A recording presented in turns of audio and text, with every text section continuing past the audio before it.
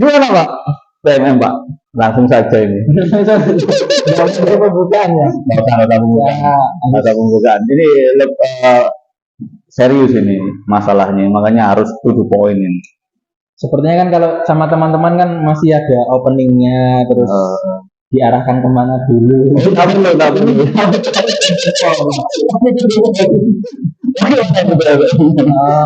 Dari sudut pandang mana dulu Pak? Ya sudut pandang Pak Frida sebagai pelaku praktisi untuk menyelesaikan PMM ini. Saya sebagai pelaku yang punya kewajiban menyelesaikan PMM, atau saya sebagai seorang guru yang punya kewajiban untuk membawa generasi muda ke arah masa depan?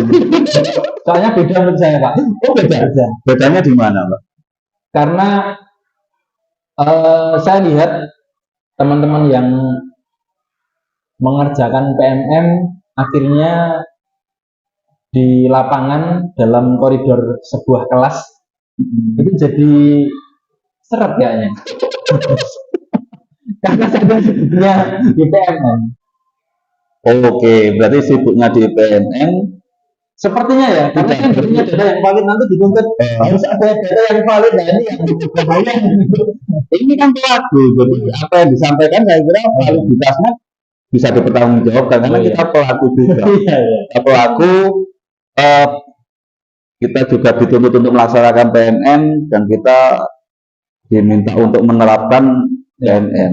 Nah, berarti ketika ada kata-kata seret, berarti PMM itu bisa diterapkan atau tidak sih di pembelajaran di, bukannya bagus ya PMM itu Pak? Semua konsep bagus Pak, semua konsep, semua kebijakan bagus. Tapi orang yang membuat kebijakan tidak 100% melaksanakan, dan orang yang melaksanakan juga tidak mungkin membuat kebijakan karena mereka kan tim pelaksana. Jadi sebenarnya tujuannya bagus, cuman dari atas ke bawahnya ini yang mungkin bukan kurang ya, tapi nggak bisa komunikasi. Kalau mungkin saya bisa komunikasi, saya akan usul ke beliau-beliau di atas ini. Nah, Pak, rumit sekali. sebenarnya kita boleh tahu PMM-nya atau kita menerapkan PMM itu? Karena gini Pak, jangan menerapkan dulu, mengisi aja atau membuka PMM ini pelatihannya. Iya. Dan saya mungkin baru berapa persen ya? Paling belum ada 5% kan. Mungkin karena Pak Frida belum buka ini. Iya. Dan setelah membuka, Nah, mungkin perlu dicoba toh. nah ini bahasa promosi. Enggak, awalnya gini, tapi kan kita dapat sertifikat dari PMM juga kan, beberapa materi. Saya lupa sih. Terakhir ngisi berapa bulan yang lalu soalnya. Karena gini, sebenarnya jujur sebagai seorang guru pelaku pendidikan, ketika muncul PMM ini saya tidak, jujur ya Pak ya, saya tidak merasa bahagia dan wah ini adalah sesuatu hal yang akan membawa pendidikan ke arah yang luar biasa. Saya malah jadi kaget karena sebelum muncul PMM kan muncul RPP 1 lembar. Nah, waktu kemunculan istilah RPP 1 lembar, saya sebagai guru senang Pak. Wah ini harapan baru untuk pendidikan Indonesia ini. Tapi setelah muncul PMM, ini 1 lembarnya mana ini? Bukan lagi 1 lembar tapi berjam-jam ya Pak. Tapi kan kemarin yang disampaikan di pidatonya Menteri kita itu kan yang dibanggakan adalah PMM.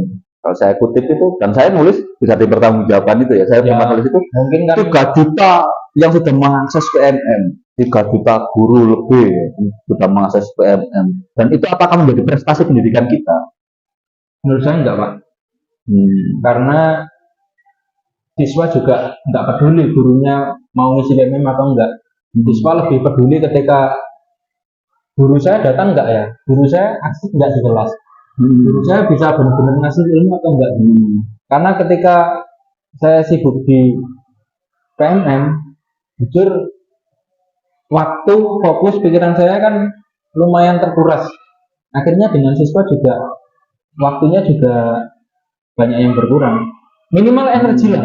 Saya waktu di kelas tetap ada, tapi energinya di kelas akhirnya, aduh udah ininya udah penuh gara-gara misi PMM. Gitu. Menurut saya ya, saya nggak tahu kalau ini jujur ya, saya nggak tahu kalau yang duluan nggak jujur, saya juga nggak tahu. Karena ada juga yang wah guru harus di kelas energinya harus bagus, jangan sampai PMM mengganggu jam pelajaran yang lain. Saya nggak tahu. Kalau saya mungkin cukup menyita.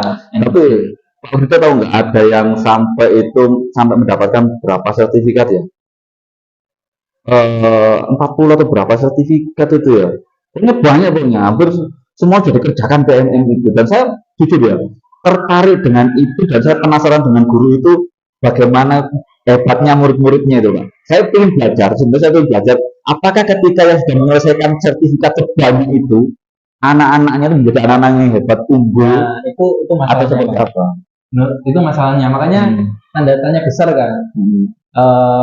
Guru yang punya label atau apa ya, kalau di pramuka itu banyak apa itu emblemnya, pangkat-pangkat itu. Itu pertanyaannya ketika di lapangan apakah benar-benar terrealisasi dan memiliki efek kebermanfaatan atau hanya sekedar emblem atau label yang lencana-lencana yang dipasang. Tapi yang mendapatkan penghargaan kan itu dari pendataan. Cuman sampai hari ini saya masih yakin, saya pribadi ya, karena ini bukan rumus pasti terus pukul rata. Kalau saya pribadi sih, saya nggak harus dapat penghargaan, label, anugerah dari dinas, dari kementerian, saya nggak perlu. Yang saya perlu malah justru label dari anak-anak. Itu yang paling valid sih. Percuma saya punya label yang tinggi, sertifikat penghargaan banyak sekali, tapi ketika saya masuk kelas, anak-anak nggak welcome dengan saya, kayaknya ngapain gitu. Itu bagi saya sih, lebih realistis seperti itu sih. Tapi sebenarnya kalau boleh ini Pak Hu, apa ya yang diinginkan kita sebenarnya diinginkan Pak Hu lah, yang diinginkan Pak Hu itu sebenarnya bagaimana, apakah kita yang seperti ini atau seperti apa gitu. Kalau saya sih mungkin seperti dulu kalau kita belajar sejarah ada namanya empu ya. Empu itu kan sudah membuat keris itu. Ya, itu kan dulu sudah sangat apa namanya diakui lah ya. Tapi beliaunya nggak ada namanya label anugerah atau sertifikat atau ini, cuman diakui produknya kan, kerisnya kan, iya kan gitu kan, bukan hanya ngaku-ngaku dikasih ini. Cuma diakui seorang empu ternyata ketika membuat keris nggak mampu, tajam atau kan juga mending nggak usah jadi empu, jadi pandai besi aja. Karena banyak guru atau banyak insan pendidikan yang diakui sebagai empu, tapi hasilnya sama pandai besi yang di pasar itu ketajamannya lebih tajam yang hasilnya bapak-bapak pandai besi itu. Ya memang kalau kita mau jujur kan, klaim-klaim semacam itu kan menjadi ini ya, kita ngomong jeleknya itu kan, klaim-klaim seperti itu akhirnya menjadi bahasa pencitraan yang dianggap keberhasilan, meskipun di lapangannya itu kadang berbanding terbalik dengan apa yang menjadi pencitraan. Maka ketika ada semacam itu, kita kan sering tertawa. Iya, tertawa karena kita tahu belakang seperti apa, kemudian disampaikan itu menjadi hal yang aneh. Makanya sampai hari ini saya lebih bangga dengan guru, istilahnya pahlawan tanpa tanda jasa. Hari ini pahlawan tanpa tanda sertifikat. Gak masalah gitu. Tapi kita masih diakui di depan anak-anak gitu. Iya. Daripada saya sebagai guru pahlawan tanda anugerah, tanda sertifikat, tanda label di PMM sudah punya berapa ratus sertifikat, tapi ketika masuk kelas siswa saya melihat saya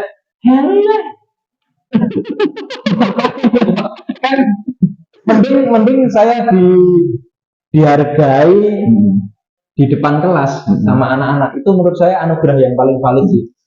Tapi sebenarnya kalau kita ini ya membicarakan itu, ini nggak apa-apa, rasa-rasan lah. Ngajar nggak sih orang itu ya? Di kelas nggak sih? Logikanya ketika kita itu ngajar full sampai jam, kalau di sampai setengah 4 ya, setengah 4. pulang itu kadang saya masih bawa pekerjaan rumahnya anak-anak. Apa tugasnya itu saya kerjakan untuk saya koreksi gitu ya. Belum lagi masukan dan lain sebagainya. Sampai rumah sudah lelah itu. Makanya kalau saya mungkin suatu hari bisa jadi menteri atau punya level yang tinggi di pendidikan, ya saya akan bikin tim yang tugasnya memantau itu. Sampai sekarang nggak ada, Pak. Sampai sekarang semua masih bisa apa ya? Kayak di apa? Manipulasi ya. Itu kan.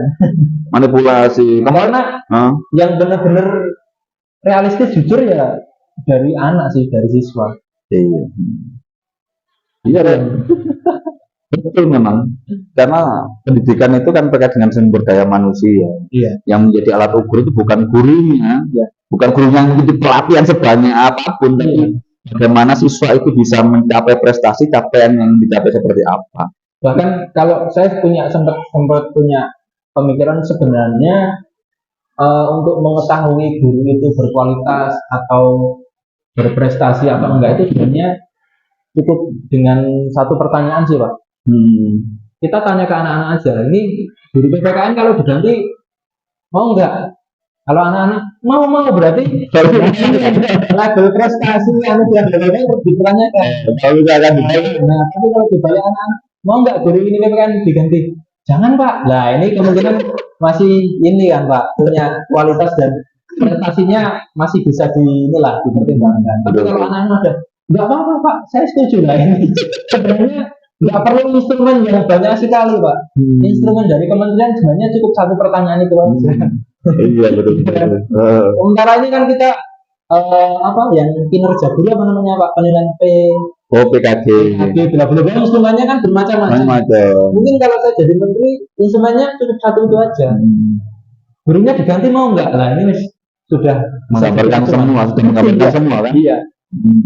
Itu karena hampir sama seperti apa ya, anak muda yang apa berpacaran lah. Ini pacarnya diganti mau enggak? Jangan loh, berarti ada rasa cinta di sana. Kalau pacar kamu diganti mau enggak? Meskipun dia kaya raya bla bla bla, tapi enggak apa-apa deh, boleh. Berarti meskipun dia kaya dan lain sebagainya enggak perlu enggak perlu dipertahankan. Berarti dia punya enggak punya ini. Kalau itu kan masih bisa diperdebatkan. Oh, bisa diperdebatkan. Guru yang enak menurut anak-anak, ya. Kadang guru yang enggak pernah masuk misalkan. Guru yang nggak peduli, dianggap enak karena mereka lebih suka jam kosong misalkan. Kan bisa semacam itu kan. Oke, itu bisa diperdebatkan ya, Pak. Cuman karena saya punya pengalaman ya, Pak. Saya punya pengalaman. Anak-anak itu ketika jam kosong, mereka happy. Wah, jam kosong bla bla bla. Tapi ketika kita survei, itu mayoritas anak-anak akan menjawab guru ini nggak asik, nggak enak. Meskipun ketika jam kosong mereka merasakan bebas. Tapi ketika diganti anak-anak mayoritas saya masih yakin atau gurunya seperti ini dibiarkan saat kamu mau ngapain tak tunggoni. Semacam itu kan. Kita kan masih banyak hal yang perlu diperdebatkan terkait kalau misalkan suka atau tidak suka. Ya. Tapi kalau dirindukan atau tidak oleh anak-anak itu saya sepakat. Makanya kembali ke yang tadi ya, guru yang dirindukan. Nah, kalau ada unsur-unsur kasih sayang dan cinta di sana, Pak. Ada sekali kan, ada yang ada yang kalau nggak ketemu itu kangen kan gitu. Berarti kan menjadi guru yang dirindukan itu belum tentu apa ya, like dislike itu tadi. Makanya sampai apalagi apa ya di pikiran saya bisa sedikit curhat ya, Pak ya. Semakin kesini kan kita khususnya di dunia pendidikan kita kan akhirnya jadi robot, Pak. Cyborg, kalau dulu ada film cyborg robot itu kan. Karena mungkin yang membuat sistem ini lupa bahwasanya ketika kita di dunia pendidikan harus ada jiwa di sana. Soul. Terus bahasa Inggrisnya apa? Hati. Nah, itu kayak tidak bisa diukur kan, Pak. Masalah jiwa, rasa cinta kan ukurnya nggak bisa. Instrumennya kan nggak bisa gitu. Nah, itu mungkin yang membuat sistem itu lupa dengan ini. Selama ini kita selalu diukur dengan instrumen dan ada pakem sistemnya. Ada nilai cukup, sedang, kurang. Padahal kalau cinta dan soul ini tadi kan tak terbatas kan. Nah ini yang mungkin akhirnya hilang karena ketika kita mengejar PMM itu tidak dijelaskan di sana kan. Ada nggak di poin-poin PMM yang membahas tentang perasaan? Itu kan nggak ada. Tapi empu yang tadi kita bahas, empu yang dulu membuat keris itu memakai itu, saya yakin. Nggak cuma sekedar mengukur, oh ini panjangnya sekian, harus diasah berapa kali biar tajam. Kan enggak. Tapi perasaan itu juga mempengaruhi. Itu kan. Itu yang mungkin di era robot ini kita hilang. Semua kita diukur dari batasan instrumen. Absen ya, daftar hadir, berangkat jam berapa sampai jam berapa. Harus dengan foto. Kita kan nggak tahu foto itu realistis atau cuma foto habis itu pergi kan kita nggak tahu juga. Gitu. Terus mungkin sekarang ada yang daftar hadirnya pakai Sherlock, kan kita nggak tahu Sherlocknya itu dimanipulasi atau enggak. Habis Sherlock atau mungkin HP-nya ditinggal dititipkan temennya, terus orangnya kan kita nggak tahu. Tapi cuman ketika kita bicara jiwa, rasa cinta, ketulusan, ikhlas mengerjakan sesuatu khususnya untuk anak-anak, itu nggak usah diukur tapi hasilnya di anak-anak juga terasa. Berarti kan intinya teknologi itu bukan salah satu-satunya instrumen yang bisa memberikan pendidikan yang lebih baik. Tapi kadang teknologi itu malah sebaliknya, menghilangkan instrumen, salah satu instrumen yaitu kalau jiwa. Lupa bilangnya apa? Sense nalar ya. Sense nalar jadi hilang karena udah ada pakemnya gitu. Itu menurut saya sih Pak. Jadi sampai hari ini semakin kesini kita dituntut, atau mungkin karena memang semua berbasis aplikasi ya. Jadi semua berbasis aplikasi tapi kita kesulitan mengaplikasikan Pak. Semua berbasis aplikasi tapi ketika ilmu itu kita mau aplikasikan ke anak-anak kita kesulitan karena akhirnya waktu kita tersedot ke aplikasi ini tadi, akhirnya mau mengaplikasikan jadi betul. Sepertinya sih. Tapi kalau saya gini Pak, apa ya? Saya ketakutan saya ini alat ukurnya keberhasilan di yang awal tadi 3 juta pengakses dan sebagainya. Itu sama seperti aplikasi belanja atau aplikasi apa yang diukur dari aksesibilitasnya itu dianggap sukses. Dan kalau PMM itu kan tidak sebatas itu, tapi bagaimana di lapangannya itu kita bisa melakukan mengolah anak dengan hati itu tadi. Dan selama ini kan indikator keberhasilannya 3 juta guru mengakses sekian ini itu kayak seperti marketplace atau aplikasi belanja atau aplikasi kalau ngomong yang lain aplikasi transportasi saya kok nggak enak gitu. Makanya gampangnya gini kan Pak. Semisal semua mengakses terus, misalnya di situ ada bagian yang kita bisa mencet tombol love. Seberapapun yang mencet tombol love bukan berarti mereka semua menggunakan cinta di sana. Oke, gini Pak. Sebelum saya potong dulu ya. Kan pernah membuka PMM? Iya, pernah Pak. Ketika nonton video, itu kita bisa menikmati atau ngantuk? Ngantuk Pak. Itu kembali ke kita ketika saya kembali ke tahun 80-90-an lah ya. Zaman-zaman TVRI ya. Dan sampai sekarang pun kan seminar atau peningkatan kompetensi menggunakan metodologi sebenarnya sama saja sih. Itu yang fisik kita ketemu langsung dialihkan ke digital, ya kan kita nonton sama saja Pak. Sama saja kan. Ngantuk dan dibandingkan dengan kita mengikuti podcastnya jadi Corbuzier.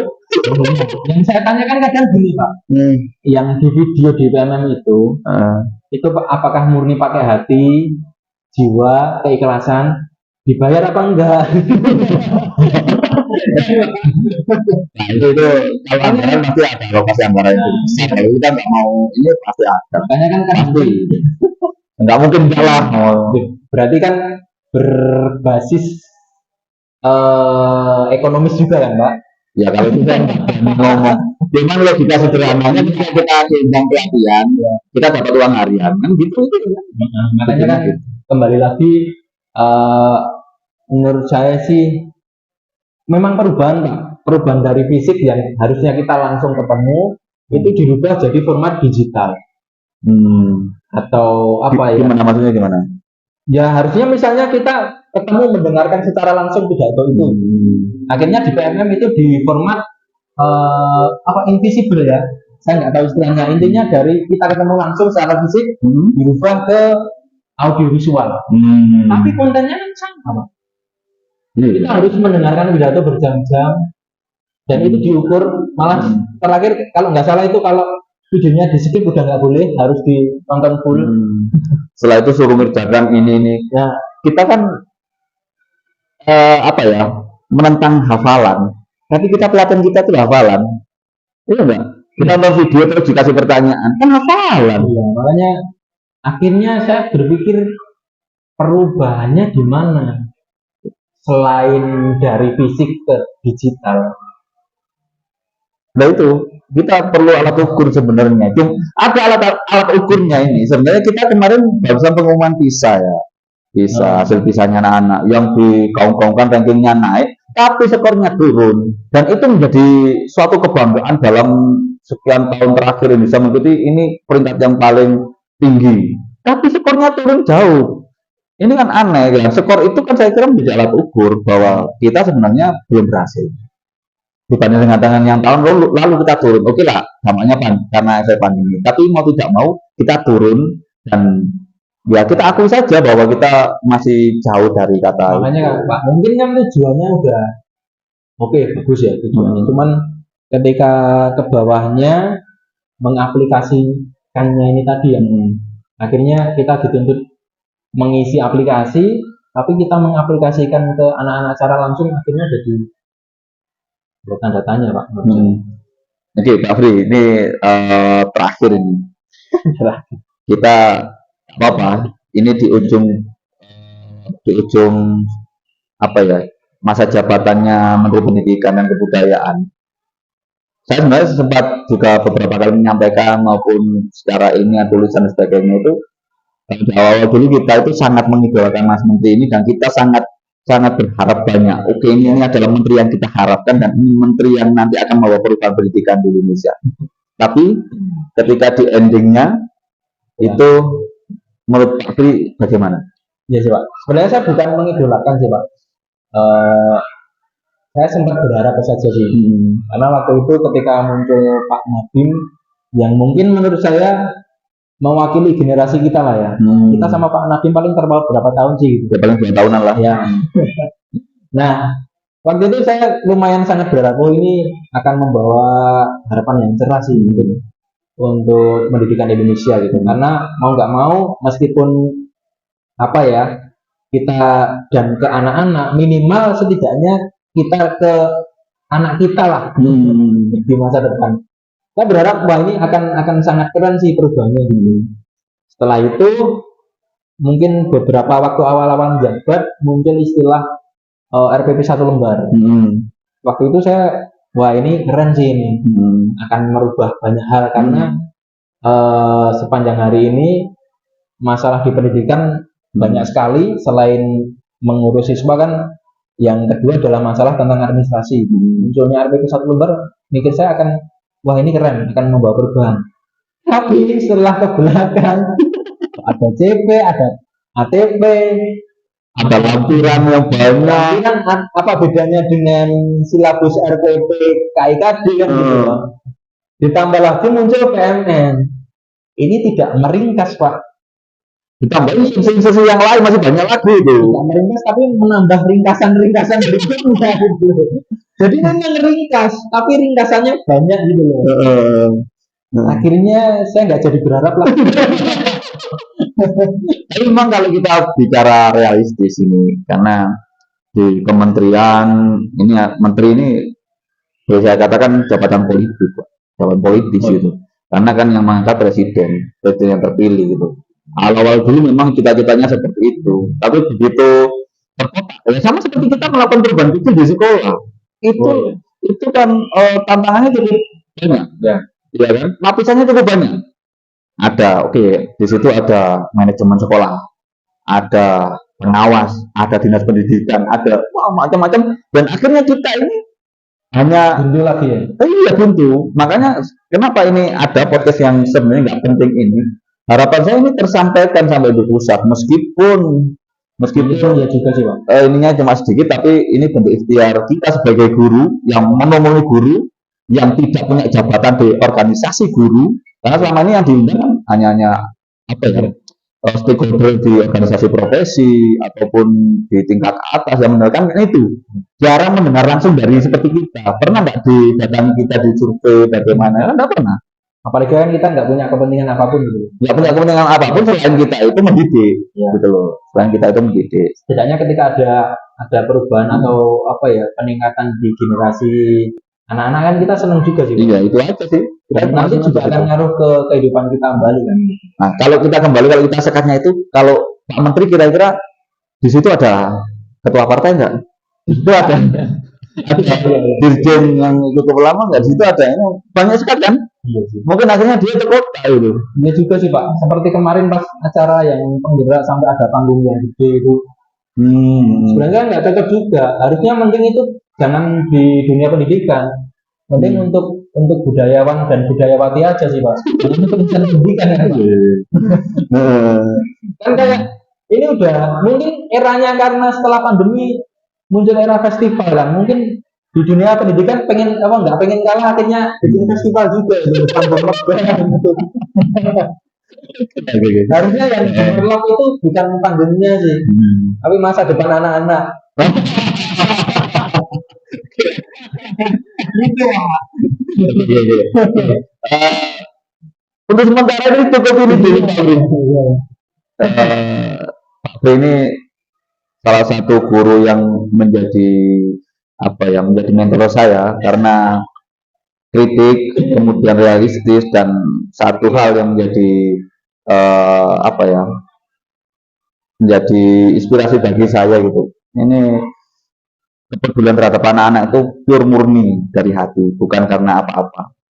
Makanya tadi memang sengaja nggak saya buka dulu, tapi saya jelaskan di akhir bagaimana profil beliau ini. Yang jelas cuma satu, kelemahannya beliau ini adalah kurang akses untuk menyampaikan gagas-gagasannya. Karena gagas-gagasannya untuk anak-anak di sekolah ini bagus, meskipun sering bertentangan dengan kebijakan yang ada. Kita ketemu lagi di lain kesempatan. Salam. Simbolnya gimana ini? Simbolnya apa, Mas? Masih aman ya? Aman, aman.